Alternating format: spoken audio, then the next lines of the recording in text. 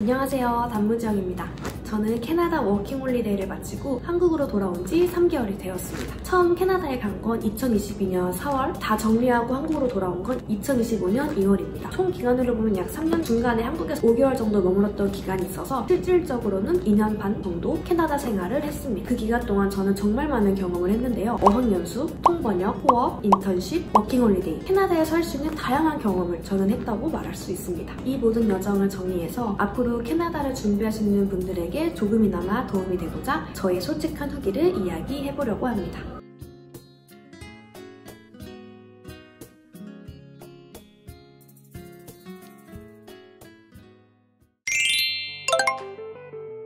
저는 캐나다에서 총 2개의 어학원을 다녔는데 처음에는 ESL, 일반 영어 과정을 듣고 이후에는 다른 어학원에서 영어 심화 과정을 들었습니다. 처음 다녔던 어학원의 이름은 타무드입니다.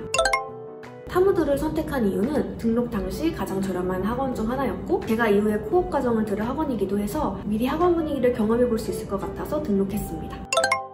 제가 다닐 당시 타무드의 수업 분위기는 자유롭기보다는 정적인 학습 분위기가 느껴졌어요. 그래서 집중해서 영어 공부를 하고 싶은 분들에게는 꽤 괜찮은 학원이었습니다. Rosa, president of the company. If we brainstorm some ideas. So we've heard exercise C a couple of times. Number 2, Jiyoung. Yes. Start with you. Can you read out A and B? It's late. I don't think we can finish tonight.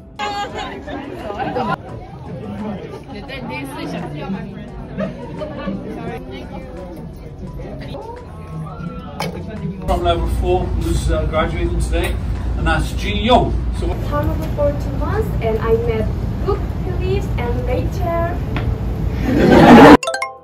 SGIC라는 어학원에서 통번역 2달, 파워스피킹 1달, 총 3달을 다녔던 어학원입니다.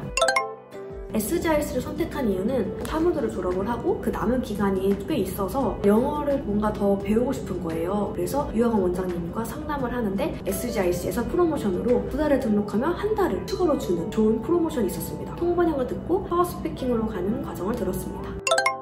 수업은 한국어가 가능한 시민권자 선생님과 함께했고 현지인들이 실제로 사용하는 자연스러운 표현을 배울 수 있었고 매주 금요일에는 발표 수업이 있었는데 단순히 발표를 하는 것이 아니라 다양한 방법으로 발표를 했어요. 그래서 예를 들면 일반 프레젠테이션을 하거나 그 다음 주는 발표자와 통역가로 나눠서 발표자가 영어로 말을 하면 통역가가 그 얘기를 듣고 통역을 하는 거예요. 이런 식으로 실습도 진행되었습니다.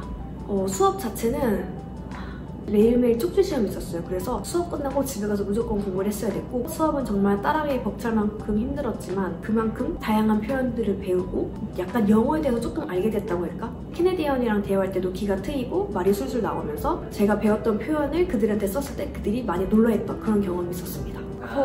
Assignment and yes books. I was so tired. Take a rest and I have to only assignment.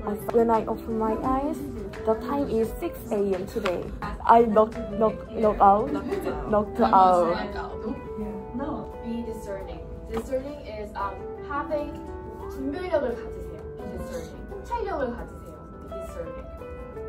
1 spoon of sugar, black soy sauce, oyster sauce, and 3 spoons of water.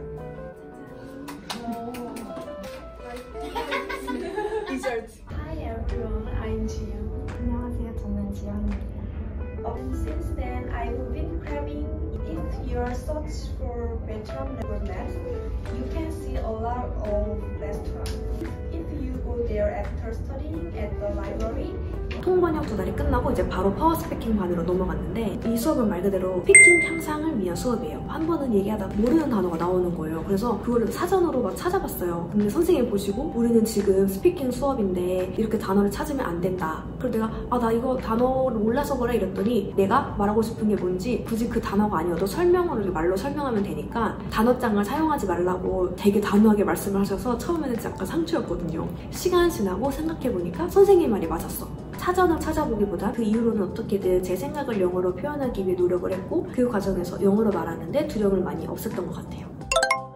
그래서 어학원을 추천하나요? 라고 물으신다면 개인적으로 저는 ESL 과정은 추천하지 않습니다. 수업을 가기 전에 레벨 테스트를 한단 말이에요. 그럼 그 레벨에 따라서 내 반이 정해지고 그 반은 저랑 똑같은 레벨을 가진 친구들이겠죠. 그러면 그들과 대화할 때 저의 영어적인 문법 실수 등 모르는 부분에 대해서 그러니까 친구들이 저에게 피드백을 줄 수가 없어요. 결국 선생님과의 대화 외에는 실질적인 피드백이나 도움을 받기 어려운 구조예요. 그래서 영어 실력 향상이 목적이라면 한국에서 체계적으로 영어 공부를 하시는 것을 추천드립니다. 물론 비용도 아낄 수 있고요. 정말 나는 어학원을 다니고 싶어 하시는 분들이면 제가 들었던 통번역이나 파워스피킹 또는 테솔 같이 정말 영어를 조금 더 심화적으로 배울 수 있는 과정을 추천드릴게요. 이런 프로그램은 수업 난이도도 있고 선생님의 직접적인 피드백이 있기 때문에 영어 실력 향상에 무조건 도움이 됩니다. 호흡에 대해서 말씀드릴게요. 당시 저는 어린이집을 퇴사하고 사무직으로 전향할 길을 찾고 있었어요. 호흡 과정을 마친 이후에는 풀타임으로 그 회사에서 일했습니다. 인턴은 어떻게 했나요? 등록한 영어는 어디 있나요? 은행도 해결하지 못하고 시청이 매겨졌어요.